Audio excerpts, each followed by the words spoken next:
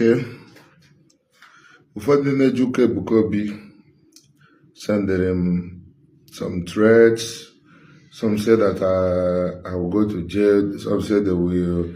Some were cursing me, saying that I'm cursing their man of God. That I said that he will suffer and that he will not give birth when he marry and all that. Number one, the Catholic priest does not curse. The Catholic priest is not allowed to lay a curse on anybody. I wasn't cursing him. Telling him that he will suffer is an information I'm passing to him. Laying a curse is a different thing. You cannot curse somebody who has already cursed himself. And the issue of jealousy, I've seen anyone is jealous of. I've watched Ebuka's video severally. I've tried to see what anybody could be jealous of. I have not seen. Because if it is with reference to money, no, just an individual, in one transaction, no one they get mayor, and they will not insult priests. Now, my question is, in a same no man suffer after creating this type of tension among the Christendom. I'm telling him so that he will refrain. He has opportunity to go back and apologize to the priests, apologize to the church, and do things rightly. No one has a right to set up a ministry in the church without being under a bishop. It's a simple thing. If Nambaka need to follow his way, or Nambaka not under a bishop, is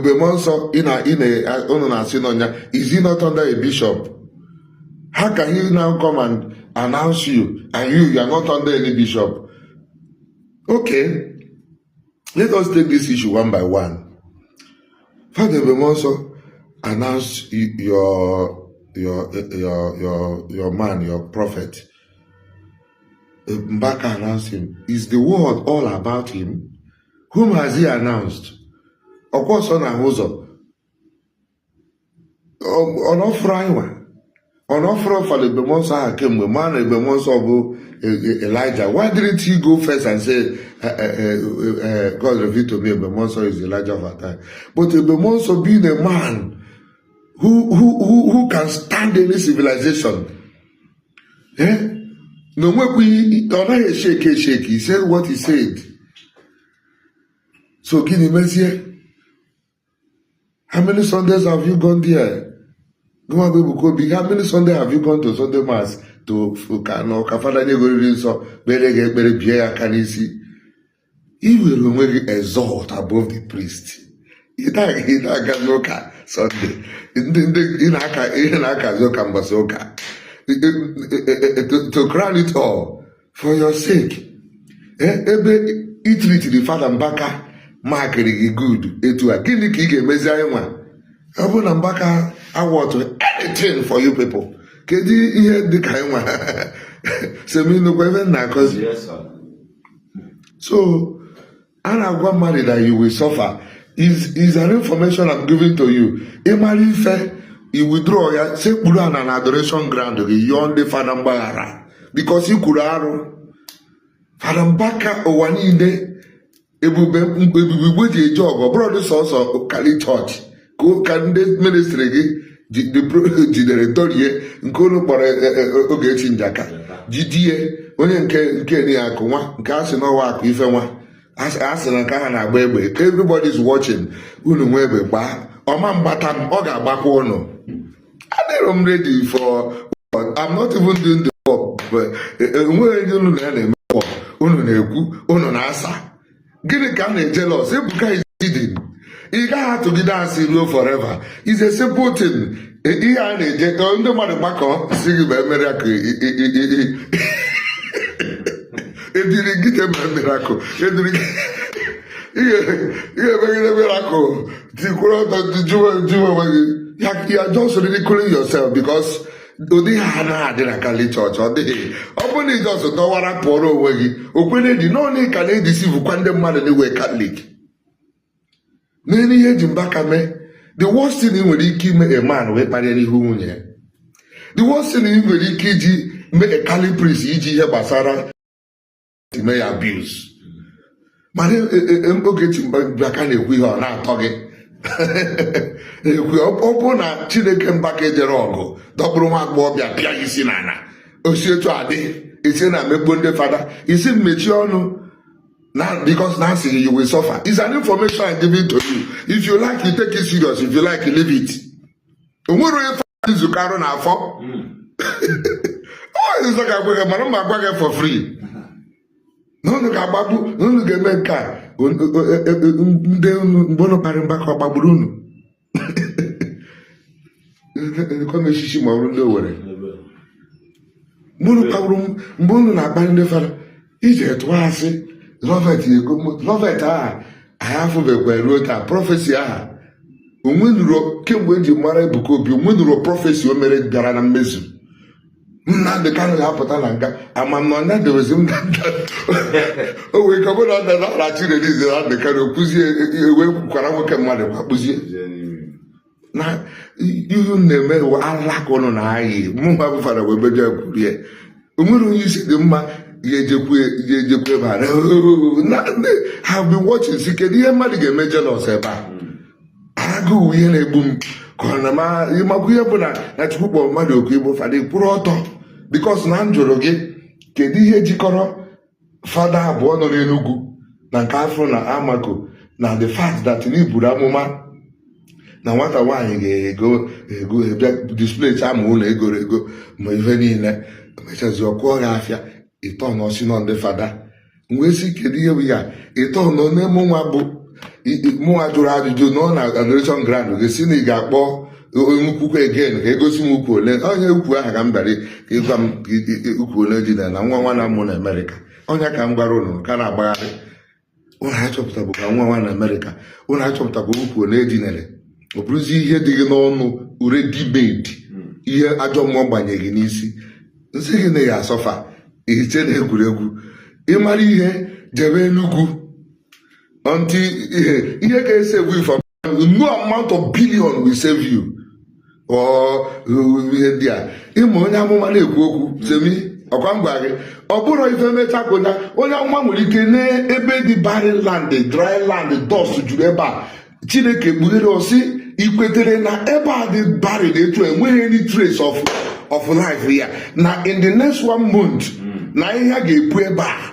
and n'osisi ga-epulite n'etiti field a dị dry ga-abụ nnukwute osisi ụmụ nnụnụ nke igwe ga-ebịa bere na ya na ọ ga-amị mkpụrụ dị ezigbo ụtọ ndị mmadụ asị ka gịnị ka ị na-akọ ya ọ ga onye amụma ajọ ọfịa na Nnewi si na onye amụma na-adị ka nkụta ọfịa ka ya mma anyị na-ekwu ọdị unu ka ya na-ahịa ala ọ bụ na ndị fara agwarụ na eziokwu o nwere ga-agwụ na Ebuka chiri unu no enwere anybody nwere right in Igbo land to lead people when his brain the content of his brain is damage onwe ihe dị Ebuka n'isi he's just manipulation gịnị bụ AJK ọ na-ekwu onye ọbụla agba nkịtị unu hapụ m unu si nọ ke ejebe court ahụ nruzie na court ahụ ekwuo m nke m ekwubeghị nke mma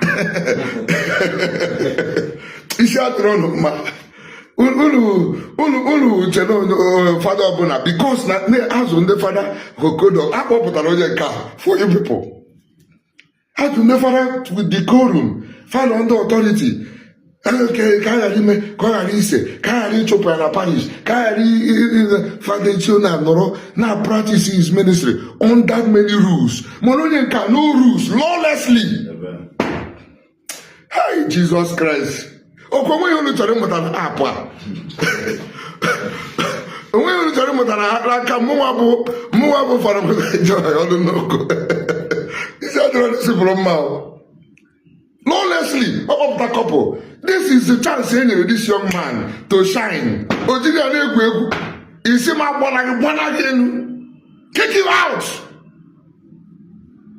Any chance. Can you perform or bring out what is in you? He put a sin that cover has I'm not talking. Like go and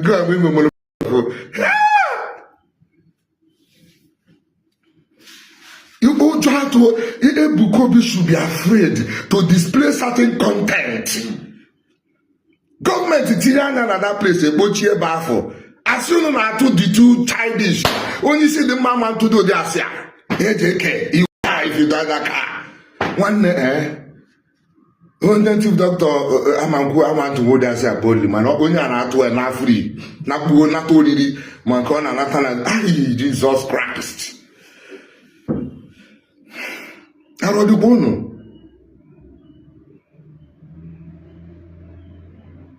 Bikono, ono happen, ono fona man ekwoku, eka wa man ke Chineke tu yembuwe. Ono ayeso na dobro mbaka, simono fra na amako.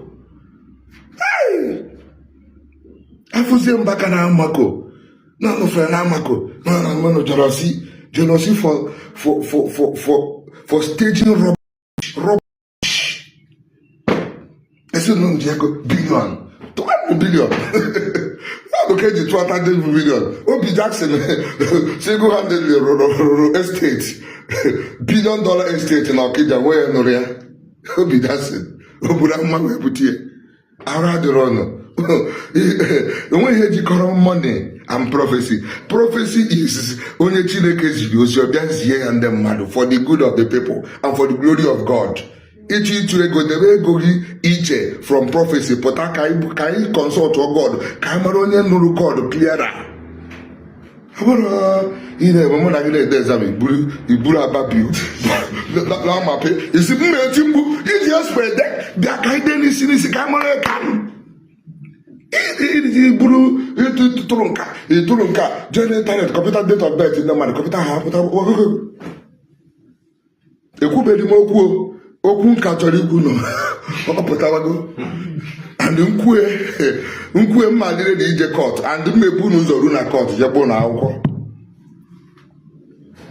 So, I won't open a meeting and leave father baron, or brother poor, brother poor, when I wouldn't care brother.